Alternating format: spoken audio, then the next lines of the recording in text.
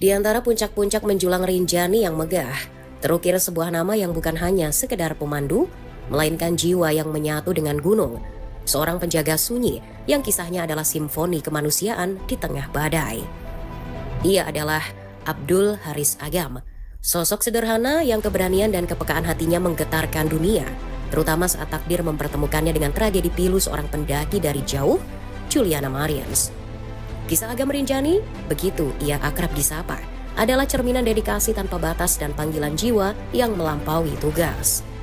Narasi ini akan menyelami perjalanan Abdul Haris Agam, pemandu, gunung dan relawan penyelamat Rinjani, yang kisahnya menjadi sorotan global. Tragedi yang menimpa Juliana Mariens, pendaki asal Brazil di jurang terjal Rinjani, bukan hanya menguji batas fisik dan mental Agam serta tim SAR, tetapi juga menyingkap kedalaman empati seorang manusia terhadap sesamanya, bahkan di hadapan maut. Tragedi menyelimuti Gunung Rinjani ketika Juliana Mariens, seorang pendaki asal Brazil, dilaporkan terjatuh ke jurang saat mendaki puncak melalui jalur Sembalun pada Sabtu, 21 Juni 2025. Lokasi jatuhnya yang berada di kawasan Cemara Tunggal, sebuah jurang curam sedalam 600 meter, segera memicu operasi pencarian dan penyelamatan yang luar biasa. Kedalaman jurang yang ekstrim ini sudah menjadi tantangan tersendiri, bahkan sebelum tim penyelamat memulai upaya mereka. Disinilah peran Agam Rinjani, seorang relawan SAR dan pemandu gunung, menjadi sorotan dunia. Bersama tim SAR, Agam memimpin misi evakuasi yang penuh resiko dan tantangan. Medan yang ekstrim dan terjal membuat setiap langkah adalah pertaruhan nyawa. Tim harus berjuang di kedalaman jurang yang gelap dan berbahaya untuk mencapai jasad Juliana. Upaya ini bukan sekedar tugas rutin, melainkan sebuah panggilan kemanusiaan yang menuntut keberanian luar biasa dan pengorbanan diri di tengah kondisi alam yang tak kenal ampun. Agam sendiri mengungkapkan betapa berbahayanya misi ini. Ia menjelaskan bahwa timnya bahkan harus bermalam di bibir jurang, hanya berjarak 3 meter dari jasad korban, sambil menunggu bantuan tambahan. Situasi ini menunjukkan betapa krusialnya setiap keputusan dan betapa tipisnya garis antara keberhasilan dan bencana.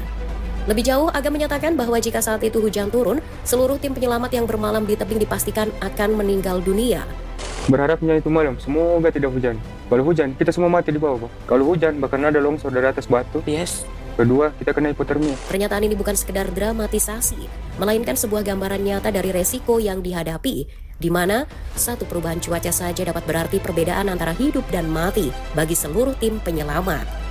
Ini adalah pengingat betapa beratnya beban yang dipikul oleh mereka yang berani menghadapi keganasan alam demi kemanusiaan. Setelah segala bantuan dirasa siap, Agam dan tim lainnya akhirnya berhasil mengevakuasi jasad Juliana. Akan tetapi, puncak dari kisah perjuangan ini adalah momen emosional ketika Agam tak kuasa menahan tangisnya.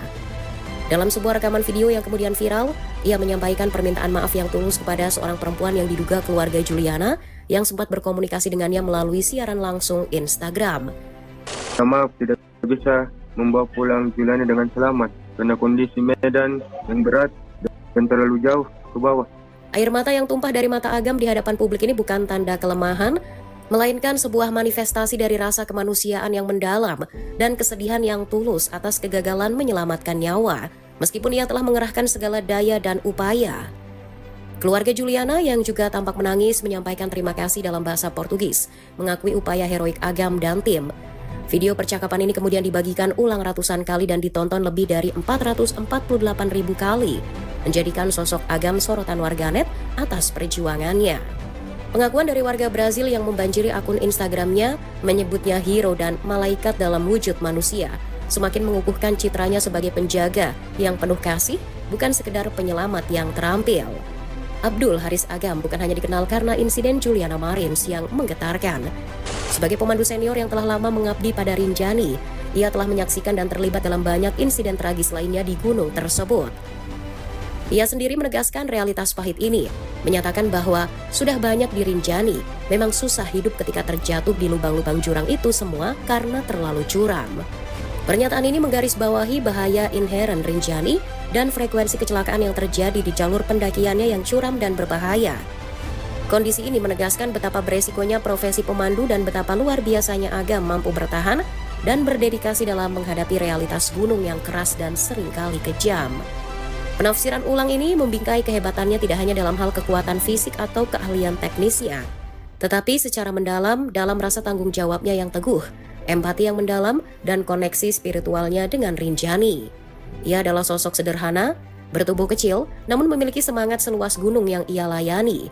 Tindakannya tidak didorong oleh perintah atau upah, melainkan oleh panggilan jiwa sebagai anak gunung yang merasa bertanggung jawab atas siapapun yang mempercayakan nyawanya pada Rinjani.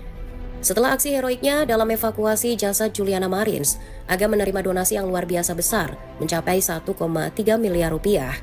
Jumlah ini menjadi viral dan memicu perbincangan luas di media sosial dan berita, menyoroti pengakuan publik atas dedikasinya. Donasi ini sendiri merupakan bentuk apresiasi kolektif dari masyarakat yang terharu dan terinspirasi oleh tindakan kemanusiaannya. Awalnya, Agam merasa ragu untuk menerima sumbangan tersebut, namun ia kemudian memutuskan untuk menerimanya, menegaskan bahwa apa yang ia lakukan terhadap Juliana adalah murni untuk kemanusiaan. Ia melakukan misi evakuasi bersama tim SAR dengan niat tulus, bukan untuk keuntungan pribadi.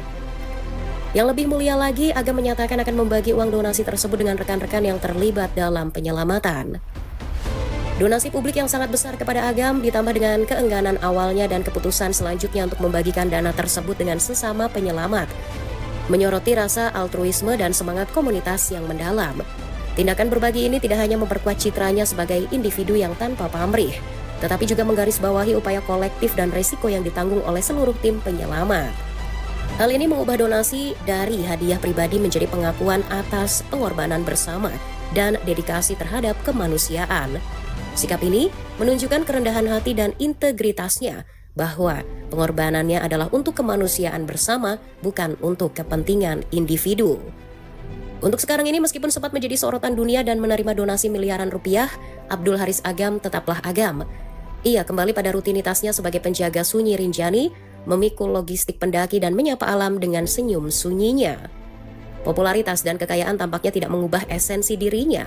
Ia tetap setia pada panggilannya di gunung. Keputusan Agam untuk kembali ke kehidupan sederhananya sebagai pemandu gunung, meskipun mendapat pengakuan global dan donasi besar, menunjukkan komitmen yang tak tergoyahkan terhadap panggilannya dan kedamaian batin yang mendalam yang berasal dari hubungannya dengan Rinjani.